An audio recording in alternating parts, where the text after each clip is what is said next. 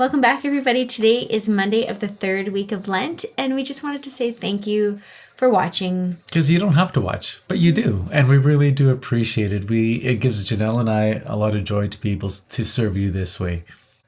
A learned author declares that the mercy of God sends more souls to hell than his justice, because these unhappy ones, confiding rashly in God's mercy, continue in sin and are thus lost.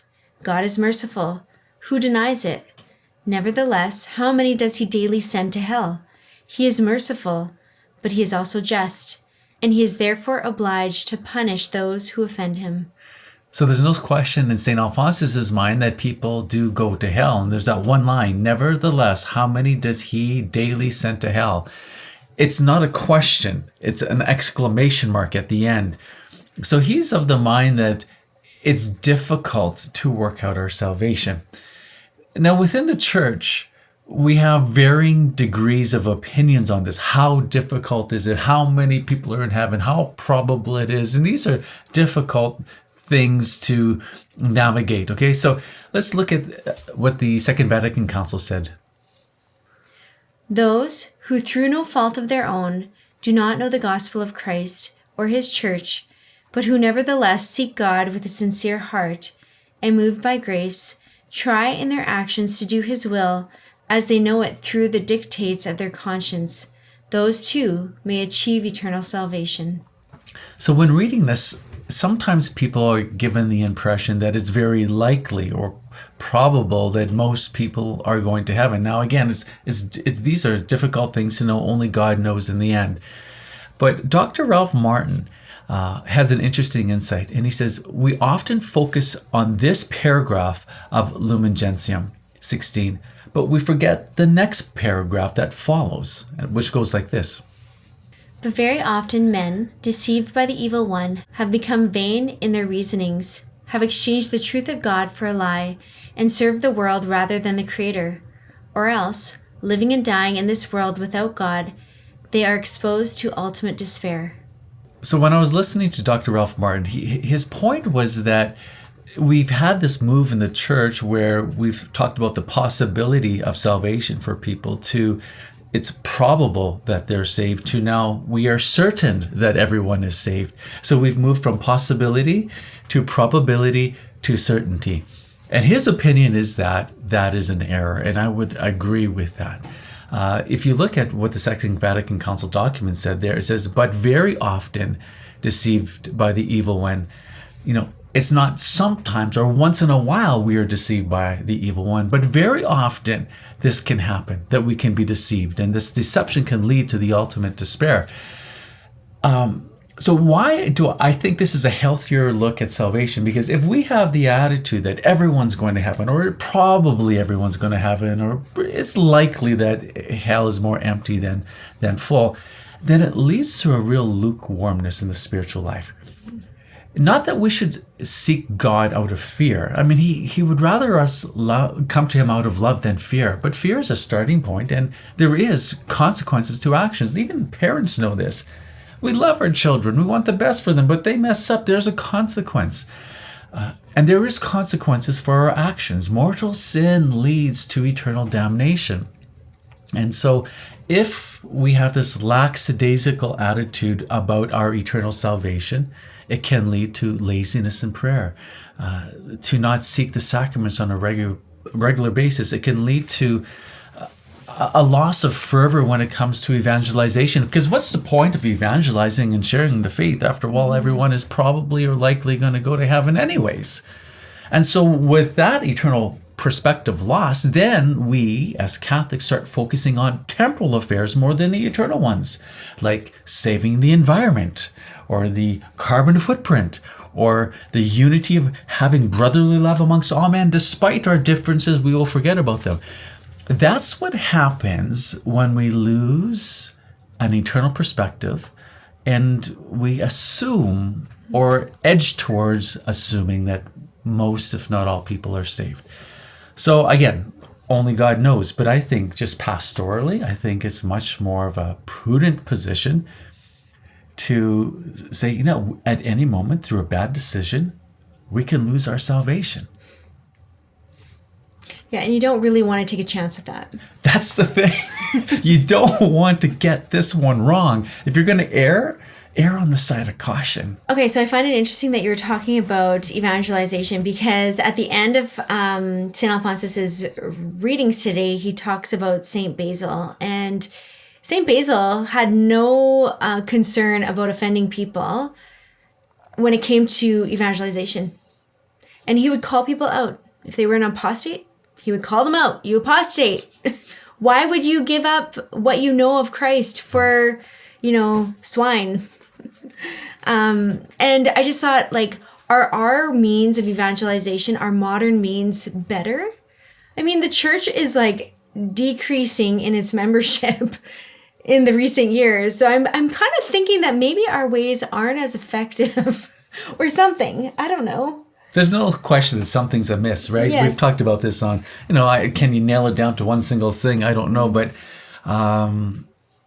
that's a good question. So, but my point is also, like, a lot of these stories that St. Alphonsus shares at the end of his readings are always about martyrs. And it's actually very beautiful and moving to see to what extent these people were willing to, proclaim the goodness of God and to never deny the truth about Christ. And so St. Basil, for example, like, he did not shy away from defending the truth about Christ's divinity.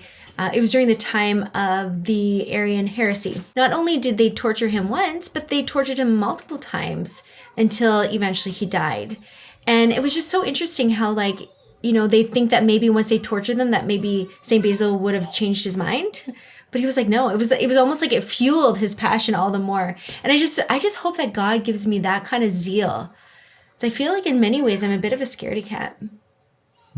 Yeah, that's all I got to say about him. Well, I just think about the martyrs. They did believe that it was heaven or hell. Mm-hmm.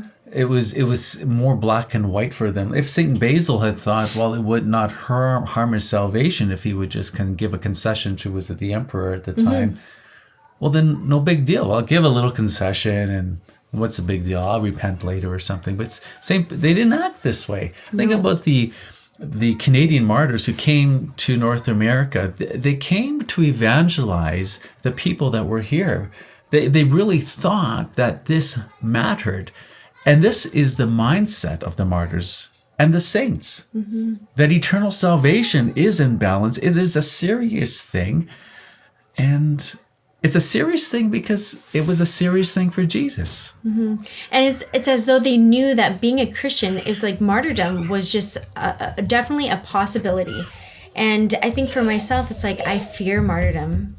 And yet, if the Lord would call us to that, would we be willing to accept it? Oh, good question. I sure hope so. Until then, we'll deal with the cookie. No cookie. If you can't say no to the cookie, how can you say no to the devil? The reason why we do this is also because we do believe it affects people's salvation. Mm-hmm. And this glorifies God. We wouldn't do this if we didn't think it. This helps us too in terms of keeping us on track and accountable. But we do this because how we live has eternal consequences. And so it is an honor to be able to serve you this way. But it's also a trembling thing because we need to do what is right and just for God. He deserves this. He deserves our life. He deserves our response to him. And we lose nothing and gain everything when we respond rightly, don't we? Yeah, and I think, like, even for myself, maybe at first putting ourselves out there, like, I was a little shy about it, But the more you do it, the easier it gets. And the more you get used to maybe some people having, like, not liking what we have to say, right. Which is, people are entitled to their opinion.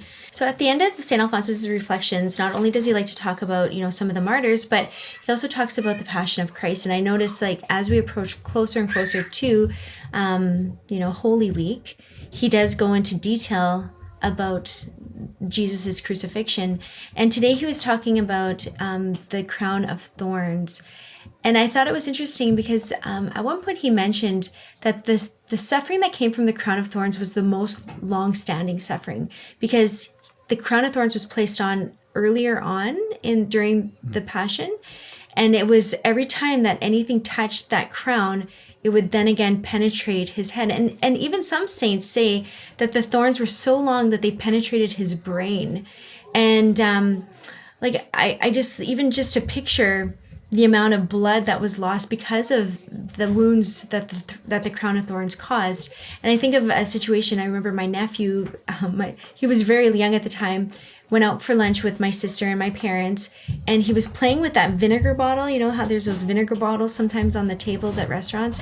And it somehow ended up hitting him in the head, and blood started going everywhere. And St. Alphonsus talks about how the crown of thorns let out so much blood that Jesus' face was so disfigured that people couldn't even recognize him. And I can't imagine, the amount of suffering that Christ went through simply because of the crown of thorns. There was much other suffering, but just the crown of thorns alone, what that did to him. When I was reading that, I wasn't going to comment on it, but what stood out to me was that despite all this suffering, Jesus endured. He endured. How often when we see something that's causing us discomfort, we take the easy road out immediately. Mm-hmm. So a little discomfort, we find ourselves taking the easy road. And how easy that is for us to do? Well, Jesus could have taken the easy road at any moment, and it would have been simple for him to do because he's God. He commands his angels to come and clear the way. He just speaks the word and people are gone. The situation is rectified. But it was so simple for him to get out of that. And yet he didn't. Yet he endures. Mm-hmm. And I look at my life, how often I do not take the little inconveniences and use them as a means of sanctification, but I choose the easy way. Meditating upon the crowning of thorns maybe can help me with that. I think we're done. Huh? Yeah, we're done. So thank you so much for watching today. Please share with us in the comments below what stood out to you and why. And tomorrow is Tuesday. Mm-hmm. So it's just going to be me tomorrow. I'll see you then.